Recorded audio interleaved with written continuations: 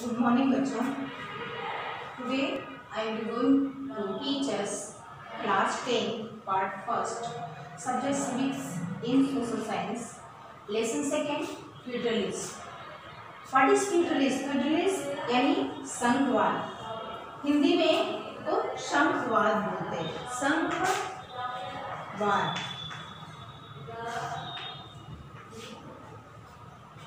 यानी जिसमें कि दो गवर्नमेंट होती है, दोनों गवर्नमेंट जिसमें होती है उसको फेडरलिज्म या संघवाद कहते हैं। Federalism, what is federalism? Federalism means sharing power among the central and non central authorities, यानी कि फेडरलिज्म की मीनिंग है कि जो पावर शेयरिंग होती है वह सेंट्रल गवर्नमेंट और नॉन सेंट्रल गवर्नमेंट के बीच है। It was in big countries as well as in complex diversities in respect to racial, religious, cultural differences. It makes it difficult to be effectively managed through only one level of government. जिस देश में या जिस country में diversities है, विभिन्नताएं हैं, वहाँ पर सिर्फ एक गवर्नमेंट जो है वह उसको एडमिनिस्ट्रेशन या शासन व्यवस्था चलाने में काफी डिफिकल्टीज हो सकती है। इसलिए फेडरलिज्म यानी संघवाद जो है, जहाँ पर वन गवर्नमेंट है, सिर्फ एक गवर्नमेंट चलाई जाती है, वहाँ पर बहुत सारी प्रॉब्लम या समस्याएं डिफिकल्टीज हो सकती है। लेकिन जहाँ पर फेडरलिज्म या संघवाद है, वहाँ पर दो गवर्नमेंट यानी एक सेंट्रल गवर्नमेंट और एक स्टेट गवर्नमेंट, सेंट्रल गवर्नमेंट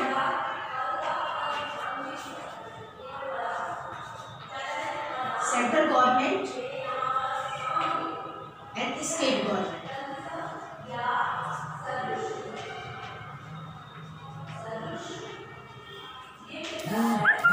ये दो गवर्नमेंट है, यानी कि फेडरलिज्म मींस ये central government and state government दोनों मिलकर के अपने एडमिनिस्ट्रेशन या शासन व्यवस्था चलाती है।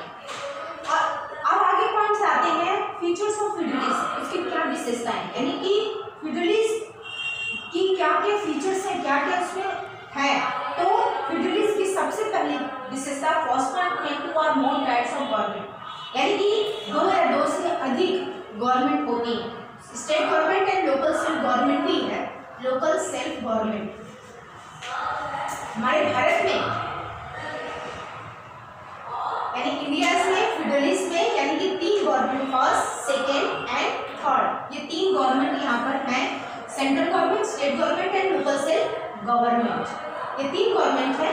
तो फेडरलिज्म की सबसे पहली या मेजर हम कह सकते हैं इसकी फीचर्स है two or more types of government. Second point में different types of government have their common administration. जो भी गवर्नमेंट, जैसे सेंट्रल गवर्नमेंट स्टेट गवर्नमेंट है, तो दोनों में सेंट्रल गवर्नमेंट स्टेट गवर्नमेंट को ऑर्डर दे सकता है, state government local self government को ऑर्डर देता है। लेकिन सेंट्रल गवर्नमेंट जो है यह मेजर है, यानी कि सबसे प्रमुख यही है, मेजर, यानी कि इसी का इंपॉर्टेंस सबसे ज्यादा है सेंट्रल गवर्नमेंट का। तो डिफरेंट टाइप्स ऑफ गवर्नमेंट यानी जितने भी गवर्नमेंट हैं सबके अपने अपने तरीके से एडमिनिस्ट्रेशन चलाने की व्यवस्था है। Federalism third point, plus point पे आते हैं। थर्ड पॉइंट, इस type of government is constitutionally guaranteed. जो भी टैक्स हैं, जो भी गवर्नमेंट के प्रकार हैं, उसमें कॉन्स्टिट्यूशनली गारंटेड होते हैं, यानी कॉन्स्टिट्यूशन द्वारा वो गारंटेड होते हैं।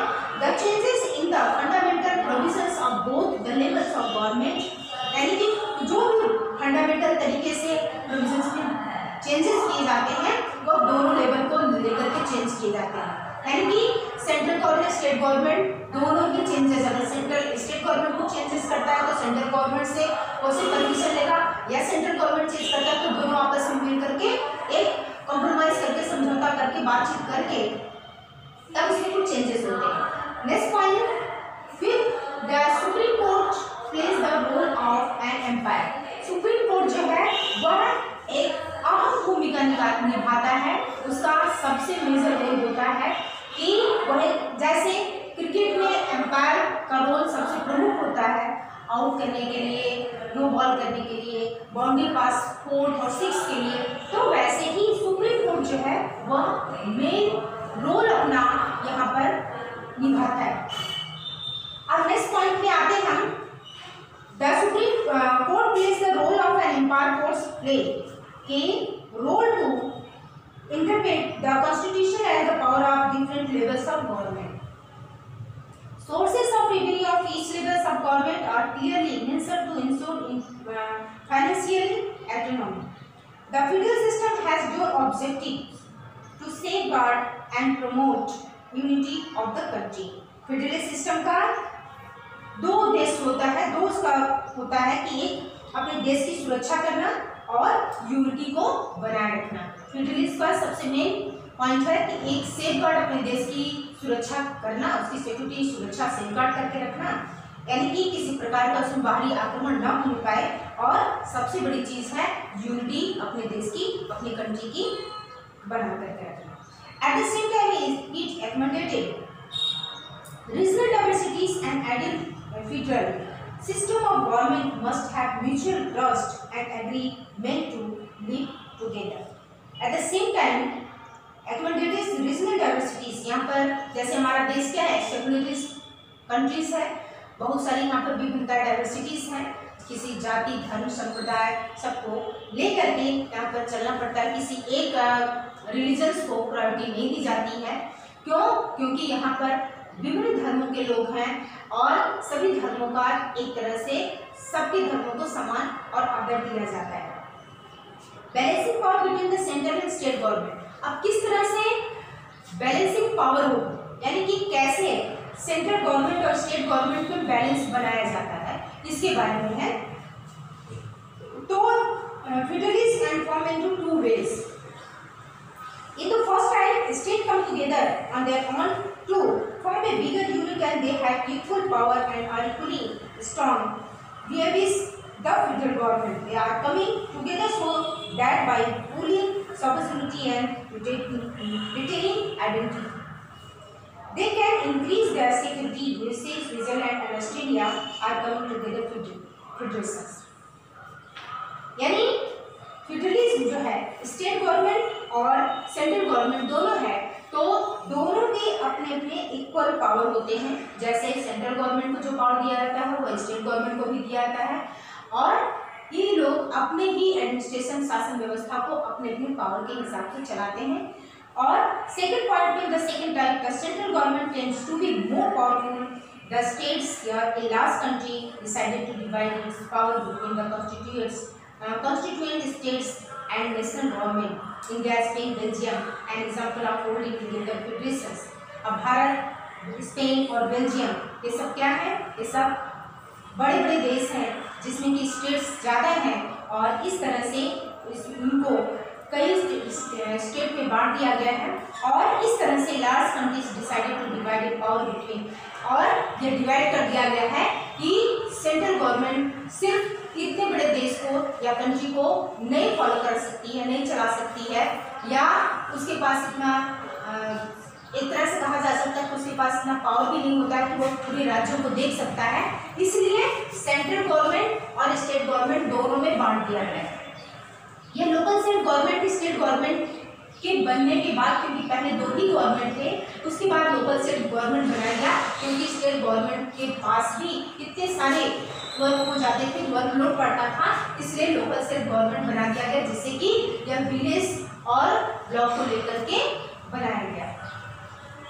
How is the federal government better than the unity government? अब कैसे फेडरल गवर्नमेंट जो है वह यूनिटी गवर्नमेंट से कैसे बेटर है? यूनिटी गवर्नमेंट यानी एकात्मक जो सरकार होती है, जहाँ पर कि सिर्फ एक सेंट्रल गवर्नमेंट होता है, स्टेट गवर्नमेंट नहीं होता, लोकल स्टेट गवर्नमेंट नहीं होता है, तो कैसे ये बेटर है फेडरल गवर्नमेंट? तो federal government is better than the unity government because the federal government centrally score over unitary type of government, especially when people of different religious, castes and cultures resides in one and the same country. In federal government system, government enjoys their power independent of each other. In this sense, federations are constructed with unitary governments. Under the unity system, either there is only one level level of government or the sub units are subordinate to the central government. Federal government में unity government की अपेक्षा ज़्यादा better है, क्योंकि यहाँ पर government जो है वह 3 टाइप्स के हैं, जहाँ पर कि पावर शेयरिंग के हिसाब से काम किए जाते हैं। लेकिन यूनिटी गवर्नमेंट क्या है, वह सिर्फ एक ही गवर्नमेंट है, जिससे कि उसके पास वर्किंग लोड सबसे ज़्यादा होता है और उसके अंडर में बहुत सारे स्टेट काम करते हैं। लेकिन यहाँ पर स्टेट गवर्नमेंट स्टेट के लिए बनाया गया है और सेंट्रल गवर्नमेंट जो है वो पूरे कंट्री के लिए बनाया गया है, इसलिए इसमें पावर शेयरिंग होती है फेडरल गवर्नमेंट में, इसलिए यह बेटर है। The central government can pass an order to the provision of local government. In a federal system, the central government cannot pass the order to the state government to do something. अब central government कोई भी order जो है वह provisional या local government को पास कर सकता है, जहाँ पर कि फेडरलिज्म है। लेकिन जहाँ पर यूनिटरी गवर्नमेंट है वहाँ पर इस तरह के सिस्टम्स नहीं है। State government has powers of its own for which it is not answerable to the central government, but both the governments are separately answerable to the people. अब यहाँ पर जहाँ पर यूनिटरी गवर्नमेंट है वहाँ पर उसके अंडर में जितने भी स्टेट काम कर रहे हैं वो उसके अंडर में काम करते हैं और उनको अपना अपना आंसर देना पड़ता है, जवाब देने पड़ते हैं, जवाबदेही होती है। लेकिन जहाँ पर सेंट्रल गवर्नमेंट, स्टेट गवर्नमेंट और लोकल गवर्नमेंट फेडरलिज्म है, वहाँ पर सब लोग अपने अपने पावर शेयरिंग अलग अलग कर लिए हैं और कहीं पर भी ऐसा होता है तभी यहाँ पर एंसरेबल होता है, नहीं तो एंसरेबल यहाँ नहीं है। तो स्टेट गवर्नमेंट जो है वह सेंट्रल गवर्नमेंट स्टेट गवर्नमेंट को ऑर्डर दे सकती है, state government local cell government को ऑर्डर दे सकती है, लेकिन यहाँ पर अपने अपने पावर के द्वारा ही स्टेट गवर्नमेंट स्टेट को देखता है, सेंट्रल गवर्नमेंट पूरी कंट्रीज को देखता है। तो यहाँ पर पावर शेयरिंग के अनुसार यह जो है फेडरलिज्म वह सबसे बेटर है। India is a federal country. अब भारत क्या है, एक फेडरल कंट्रीज है और फेडरल कंट्रीज में 3 टायर सिस्टम ऑफ गवर्नमेंट। हमारे भारत में 3 तरह के सिस्टम्स बनाए गए हैं गवर्नमेंट के, जैसे यूनियन लिस्ट, हमारे यहाँ 3 टाइप्स ऑफ लिस्ट है। 3 टाइप्स ऑफ लिस्ट यानी एक यूनियन लिस्ट है, यूनियन लिस्ट, दूसरा है स्टेट लिस्ट, स्टेट लिस्ट और तीसरा है concern list, concern list, concern list. अब इन तीनों में कंसर्न लिस्ट में यानी कि यूनियन लिस्ट में क्या क्या चीजें शामिल है, यह है कि the union government alone can be make the subjects mentioned in the union list। अब इसमें जो भी सब्जेक्ट या विषय शामिल है उसमें सिर्फ सेंट्रल गवर्नमेंट ही उसको बना सकता है, उस पर लॉ बना सकता है, उस पर कानून बना सकता है, या स्टेट गवर्नमेंट सेंट्रल गवर्नमेंट के अंडर में आता है यूनियन लिस्ट। स्टेट लिस्ट जो है contain subjects of state and local importance such as police, trade, commerce and agriculture, ये स्टेट लिस्ट में है, जिसको कि यह स्टेट यह कंटेंट सब्जेक्ट जो है इसमें जो शामिल सब्जेक्ट्स हैं वह किसके द्वारा बनाए जा सकते हैं, state government can make loss relative. ये कंसल्ट कर सकता है सेंट्रल गवर्नमेंट से, लेकिन पावर इसको दिए गए हैं कि स्टेट लिस्ट के जितने भी सब्जेक्ट कंटेंट्स हैं इसमें शामिल है उसको सिर्फ स्टेट गवर्नमेंट ही बना सकता है। और आते हैं कंकर्न लिस्ट में। कंकर्न लिस्ट में यह जो है कंकर्न लिस्ट में इसमें इंक्लूडेड सब्जेक्ट जो है वह है government as well as the state government such as education, forest and trade, unions, marriage और एडॉप्शन एंड सक्सेशन। तो बोथ द यूनियन यानी कि कंसर्न लिस्ट में इसमें state government union state list और यूनियन लिस्ट इन दोनों में यूनियन लिस्ट सेंट्रल गवर्नमेंट के सब्जेक्ट में इसके अंडर में है, स्टेट गवर्नमेंट स्टेट लिस्ट में है, लेकिन कंकर्न लिस्ट जो है उसमें दोनों को शामिल किया गया है, यानी कि इसको स्टेट भी बना सकता है और सेंट्रल गवर्नमेंट भी बना सकता है। इसके सारे सब्जेक्ट लॉ या कानून जो है वह दोनों ही बना सकते हैं, यानी सेंट्रल गवर्नमेंट भी और स्टेट गवर्नमेंट भी दोनों बना सकते हैं। Both the union as well as the state government can make laws on the subjects mentioned in the list. If their laws conflict with each other, the law made by the union government will status. Jammu and Kashmir special status. Jammu and Kashmir special states है जिसमें all states in India do not enjoy the same power, क्योंकि जम्मू कश्मीर में 370 और 35A के जो articles बनाए गए थे, तो 370 और 35A आर्टिकल यह जम्मू कश्मीर को अदर स्टेट से यह बिल्कुल अलग कर देता है, उसको अलग बनाता है, क्योंकि वहाँ के कॉन्स्टिट्यूशन या संविधान जो है वो अलग बनते हैं या बनाए जाते हैं या वहाँ फॉलो किए जाते हैं, और अदर स्टेट में जो कॉन्स्टिट्यूशन या संविधान बनाए गए हैं उसको लोग फॉलो करते हैं। तो all states in India do not enjoy the same power. States like Jammu and Kashmir enjoy special status and have their own constitution. Many provisions of the Indian constitution are not applicable to the state of Jammu and Kashmir without the approval of the state assembly. Residents of the other states of India cannot buy land or house in the state. Similar provisions exist for some other states of India as well. तो Jammu and Kashmir में other state की अपेक्षा, जैसे कि और भी state के लोग अगर वहाँ पर किसी भी कारण जाना चाहते हैं या वहाँ पर लैंड या जमीन या परचेस करना चाहते हैं, खरीदना चाहते हैं, तो वहाँ नहीं खरीद सकते क्योंकि वह इलीगल माना गया था। लेकिन 370 और 35A की आर्टिकल जब हटने के बाद तो कोई भी व्यक्ति किसी भी स्टेट का कोई भी पर्सन वहाँ जाकर के अपने कंस्ट्रक्शन या हाउस ले सकता है, वहाँ पर लैंड परचेस कर सकता है, वहाँ पर हाउस बना सकता है, गवर्नमेंट जॉब भी कर सकता है।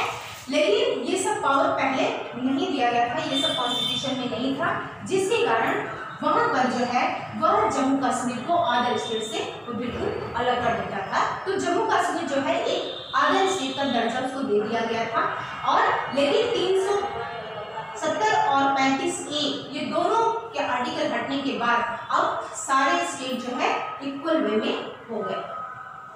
अब नेक्स्ट वीडियोज में आपको what makes India A federalist पढ़ना है।